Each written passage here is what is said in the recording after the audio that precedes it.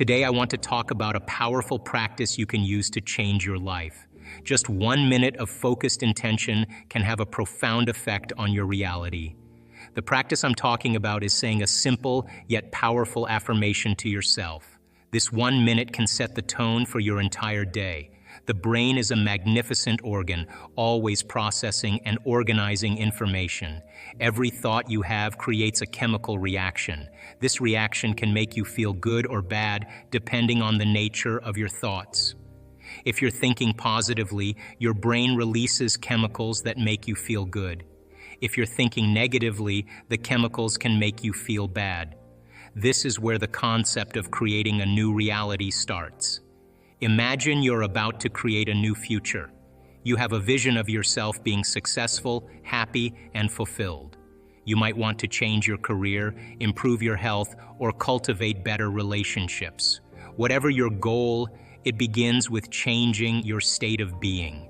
The state of being is simply the way you feel and think consistently. It's a pattern, a way of operating that has become automatic. But what if you could disrupt this pattern and create something new? Here's where the 1 minute practice comes into play. When you say something to yourself, especially with conviction and emotion, you're influencing your brain and body. This influence can help you align with your desired future. The idea is to use this 1 minute to say an affirmation that resonates deeply with you. The affirmation should reflect the person you want to become. It should be something that feels true to your core, even if you haven't fully achieved it yet. Let's break it down. Find a quiet place where you won't be disturbed. Close your eyes and take a few deep breaths. As you breathe, let go of any tension and focus on the present moment. Now, with your eyes closed, repeat your affirmation. It should be a positive, present tense statement that reflects the reality you want to create. For example, you might say, "I am confident and capable," or "I attract success and abundance." Say this affirmation out loud or silently to yourself, but say it with feeling. Feel the words as if they are already true. Imagine yourself living this new reality. Feel the emotions associated with it: joy, excitement, fulfillment. The more you can immerse yourself in this feeling, the more effective the practice will be. This is because your brain doesn't know the difference between what's real and what's imagined. When you engage in this practice, you're creating a new neural network. You're teaching your brain to focus on positive thoughts and feelings, which in turn affects your body and your behavior. Over time, this new network can help you align with your goals and aspirations. It's important to do this practice daily. Consistency is key. Just like building muscle at the gym, changing your mental and emotional state requires regular effort. By dedicating 1 minute each day to this practice, you're reinforcing the new patterns you want to establish. You're also creating a habit that will support your transformation. Here's another important point. When you repeat your affirmation, it's not just about the words. It's about the energy behind the words. Energy is everything. The way you feel when you say the affirmation matters. If you say it with doubt or hesitation, the results will be less effective. But if you say it with certainty and enthusiasm, you're sending a powerful signal to your brain and body. Think of your affirmation as giving a command to your subconscious mind. The subconscious mind is a powerful part of your brain that works behind the scenes. It's always active, soaking up and storing all kinds of information. Just like a sponge soaks up water, your subconscious mind absorbs everything it encounters, including your thoughts, experiences, and beliefs. When you use affirmations, you are essentially giving your subconscious mind instructions. If you repeatedly tell yourself positive and empowering statements, your subconscious starts to take these words seriously. For example, if you say, "I am confident and successful," you are programming your subconscious to believe and support this idea. Think of affirmations as feeding your subconscious mind with positive information. Just like when you feed a plant good soil and water, you are providing your subconscious mind with positive, nourishing thoughts. Over time, these positive thoughts start to take root and grow, shaping your beliefs and actions. When you regularly use affirmations, you are helping to align your subconscious mind with your conscious goals and dreams. Your conscious mind is what you are aware of. It's the part that sets goals and makes plans. But for these goals and plans to work effectively, your subconscious mind needs to be on the same page. Let's explore a bit more about how your brain works and how this relates to making changes in your life. Your brain doesn't operate in just one way all the time. Instead, it works on different frequencies, which are known as brain waves. These brain waves are like the different speeds at which your brain processes information. When you're awake and fully alert, your brain is usually in a state called beta waves. In this state, you're focused on the outside world, making decisions, solving problems, and dealing with everyday tasks. It's like your brain is in high gear, working quickly and efficiently. However, when you're in this state for too long, it can sometimes feel overwhelming or stressful because your brain is constantly processing a lot of information. When you relax or meditate, your brain waves shift from beta to alpha and theta waves. These states are slower and are associated with a more relaxed, peaceful state of mind. Alpha waves occur when you're relaxed but still awake, like when you're daydreaming or just before you fall asleep. It's a state of calm awareness, where you're more open to new ideas and insights. Theta waves are even slower and are often linked to deeper states of relaxation, such as during deep meditation or light sleep. In this state, your brain is very receptive and creative.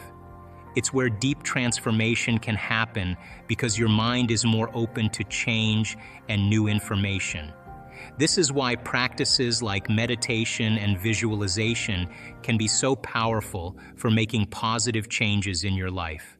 When you shift into these brainwave states, you're in a better position to make lasting changes. Now, how does this connect to your 1-minute practice? When you focus your mind and emotions during this short practice, you're actually helping your brain move into these more receptive states.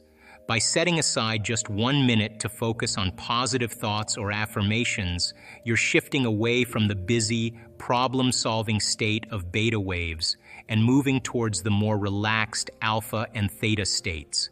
In these more relaxed states, your brain is more open and flexible.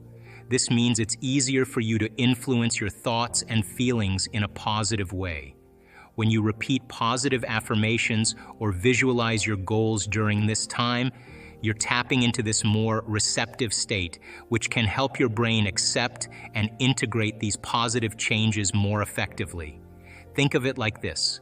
When you're in a relaxed state, your brain is like a sponge, soaking up new information and experiences. This is the perfect time for you to introduce positive changes into your mind. By practicing regularly, even just for 1 minute, you're training your brain to accept and embrace these changes.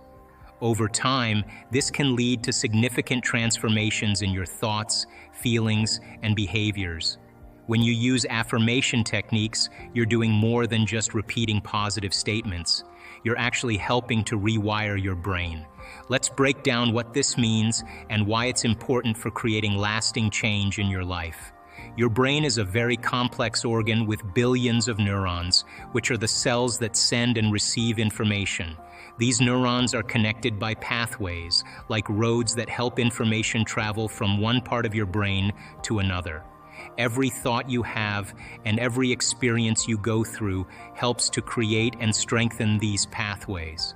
When you practice affirmations, you're intentionally focusing on positive statements about yourself or your goals. For example, if you say, "I am confident and capable," you're not just repeating words. You're creating a mental image and reinforcing this belief in your brain. This process helps to build new neural pathways or new connections between neurons that support these positive beliefs. Imagine that your brain is like a garden. Every time you practice an affirmation, it's like planting a new seed. At first, the seed is small and might seem insignificant, but with regular watering and care, it grows stronger and develops into a healthy plant. Similarly, when you practice affirmations consistently, the new neural connections you're building become stronger and more established. This helps to create a new garden of positive beliefs and thoughts in your brain. The more you practice, the more these new connections become part of your daily thinking. It's not just a temporary change.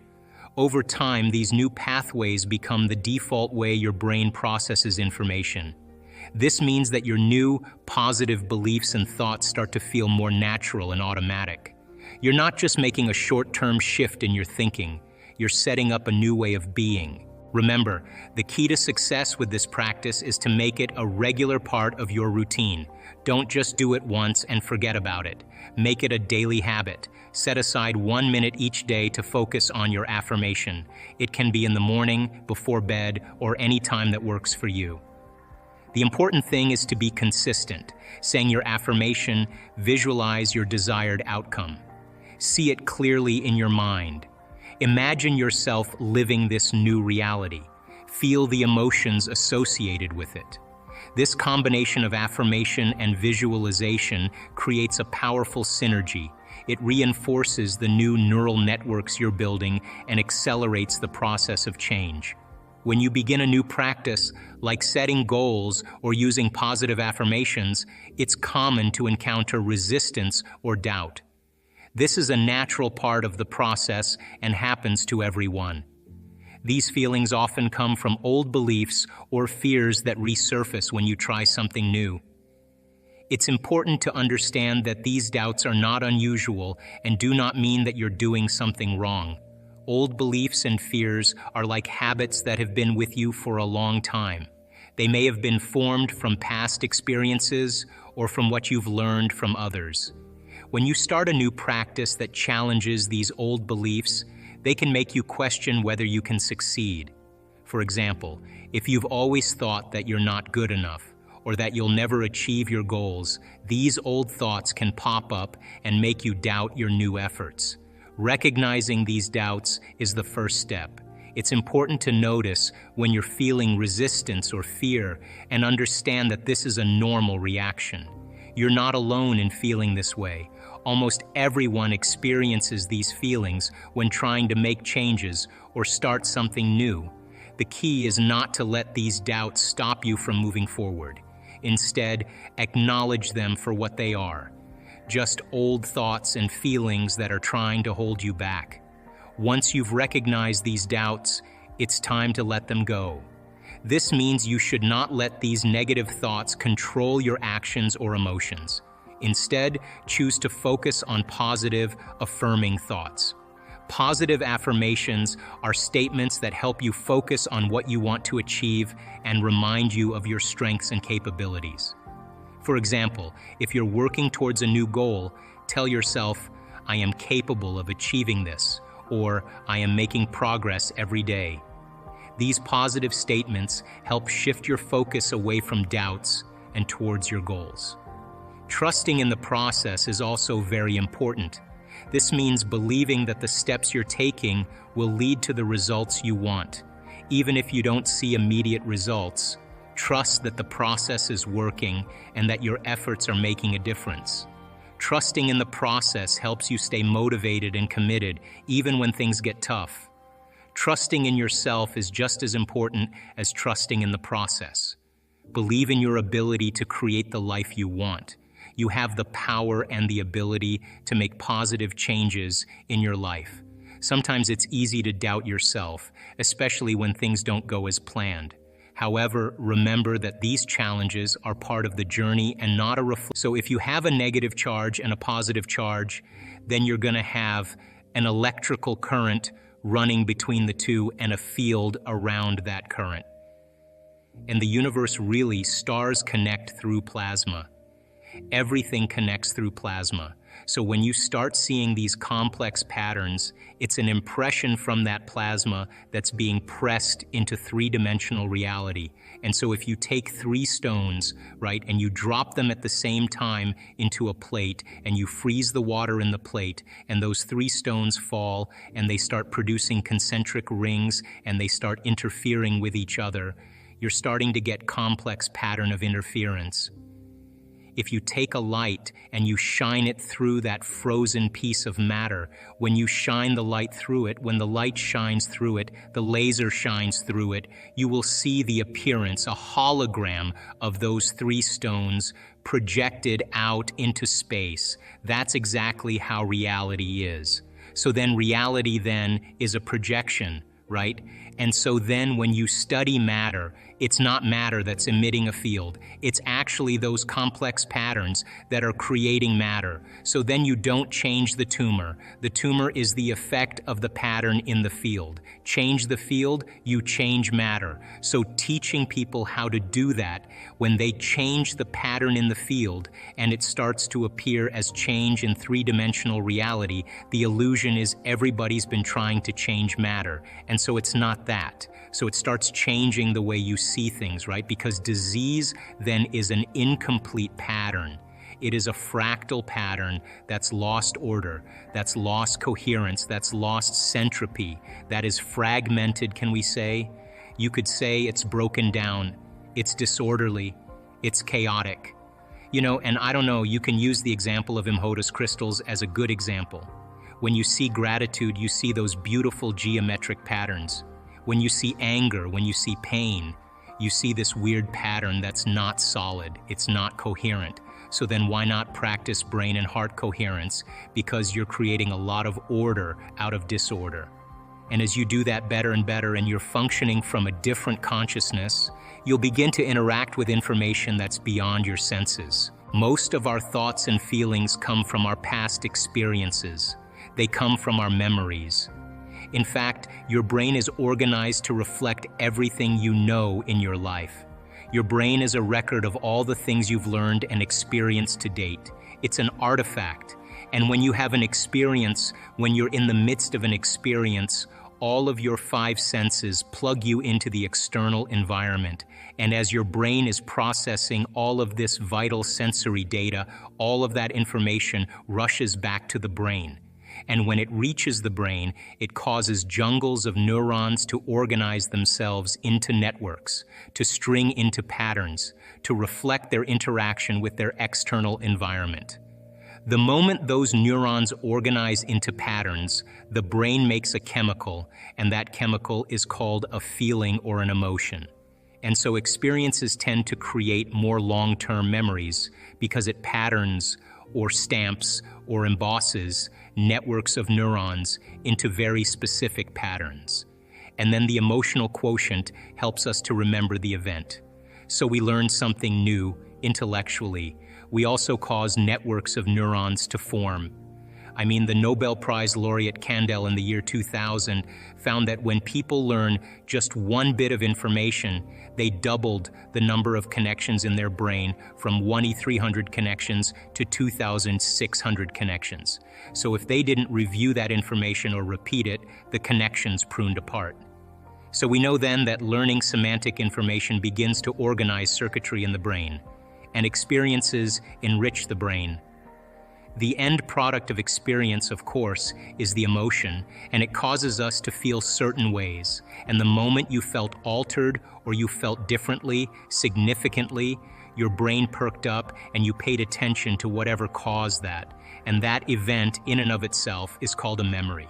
So then most of our thoughts and feelings tend to be within the neural circuitry of the past and the emotions of the past chemically. So if you take a thought, thoughts are the language of the brain, and feelings are the language of the body, and how you think and how you feel creates a state of being. So if you combine a thought and a feeling, a thought and a feeling, a thought and a feeling, and you have a series of good thoughts that are connected to a series of good feelings, that cycle of thinking and feeling creates what's called an attitude. If you have a series of negative thoughts that are connected to some pretty bad feelings, you'll say you have a pretty bad attitude today. So if how you think and how you feel creates a state of being, your attitudes are just shortened states of being. You feel good in the morning, you feel bad in the afternoon. If you take an attitude, an attitude, an attitude, and you begin to string attitudes together, when you combine an attitude, an attitude, an attitude, you start to form what's called beliefs. Now, a belief is just a thought you keep thinking over and over again until you hardwire it in your brain.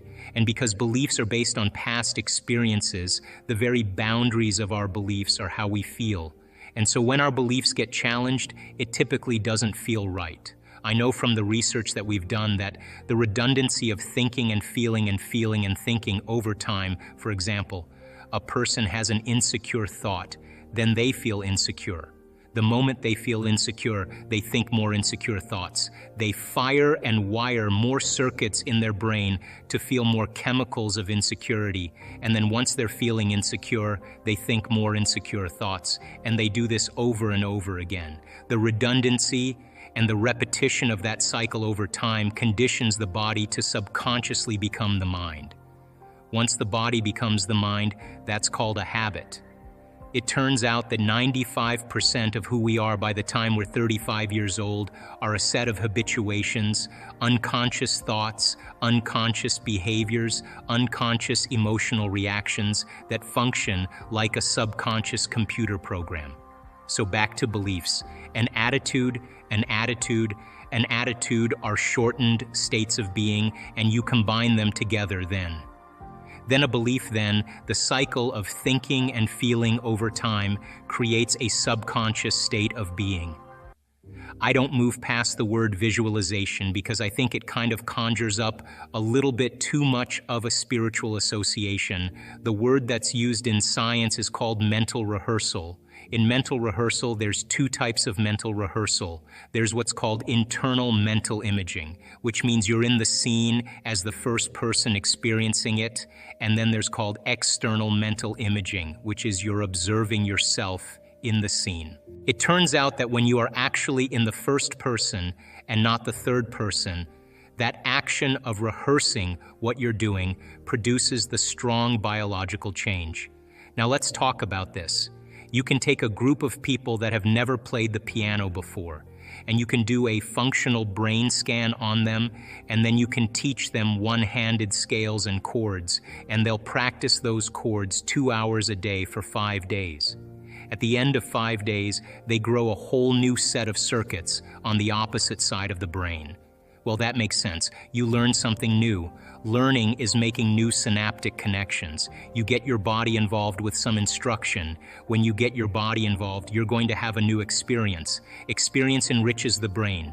You pay attention to what you're doing. You've got to pay attention. You have to stay present. And if you repeat it over and over again, firing and wiring, you assemble new networks of neurons equal to your experience. Nothing new there.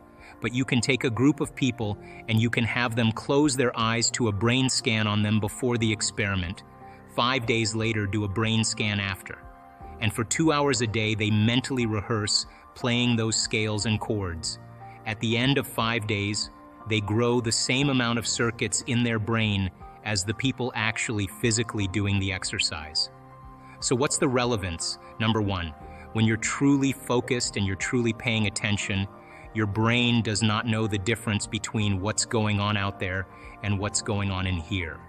So the thought becomes the experience, and the brain looks like it's been playing the piano for the last 5 days, but they never lifted a finger.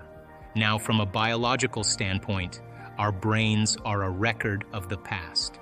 They're an artifact of everything we've learned and experienced to this moment. When we prime the brain to change its circuitry before the experience, now the brain is no longer a record of the past. It's now a map to the future. And so as we warm up those brain circuits, it's more easy for us to slip into a supernatural behavior. If you take those people and you set them from the piano, and they've never played the piano before, but they've been mentally rehearsing for the last 5 days, they'll play those scales and chords. Like magic, they just learned how to do it just by changing their internal state. Take a group of men. You can have them close their eyes, and for an hour a day, mentally rehearse doing bicep curls over and over again, and they add an emotional component called harder, stronger, more intense, and they put themselves in that first-person, internal, mental image. At the end of 2 weeks, they have a 13.5 increase in muscle strength, and they've never performed the activity. Not only is the brain changed to look like the experience has already occurred, now the body has changed by thought alone. The body looks like it's been working out for the last 2 weeks. So then the power of mental rehearsal, of imaging, primes the brain and body to look like the future has already occurred. And when you set the extent of your limit, and you can image what you can do even further than what's normal, then you are stepping into the unknown. And of course, then your body is going to follow your mind because the experience has already happened. The challenge behind all of this is that people have to understand that there is a journey that they have to take. In other words, 95% of who we are by the time we're 35 years old is a set of memorized behaviors, emotional reactions, beliefs, perceptions, attitudes, behaviors that function like a subconscious computer program. 95% of who we are is a habit, and it's programmed in the body to keep doing something so many times the body knows now how to do it better than your brain.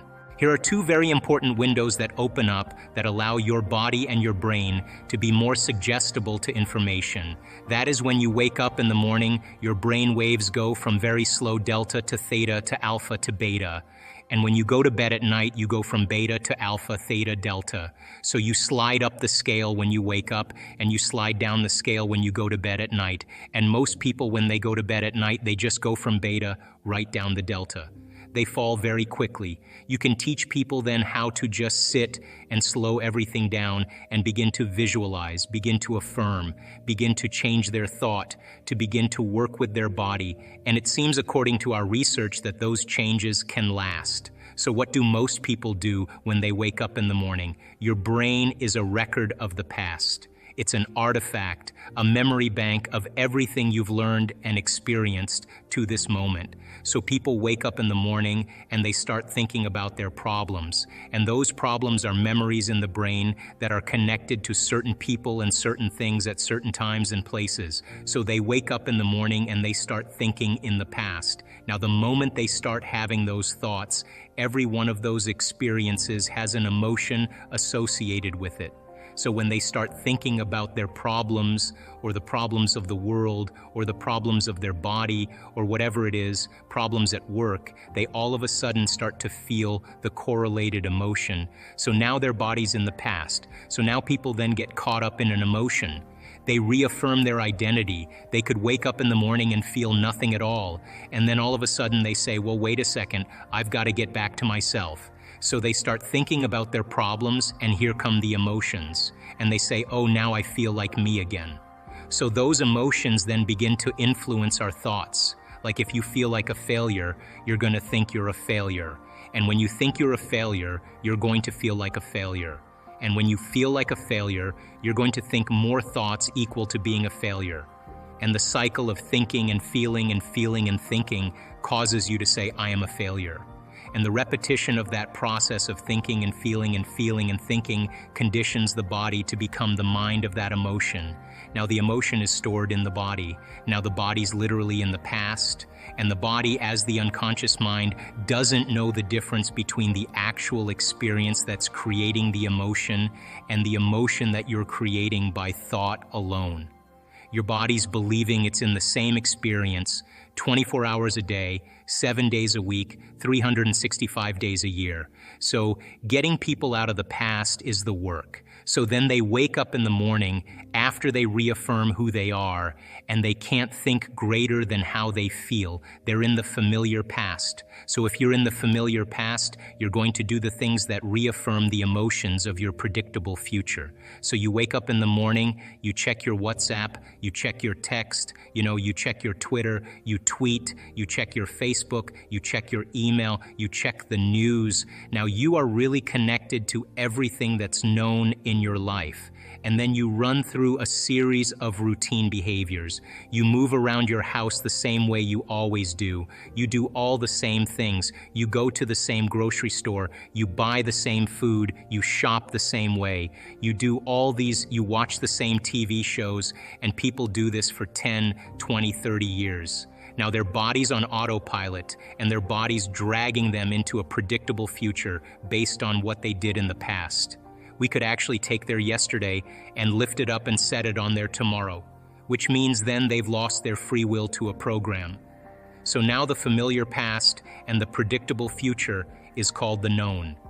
There's only one place that you have to train a person to be, so that they're not in the known, they're in the unknown, and that's called the present moment. So people get very happy being unhappy because they would rather cling to their unhappiness than take a chance in possibility.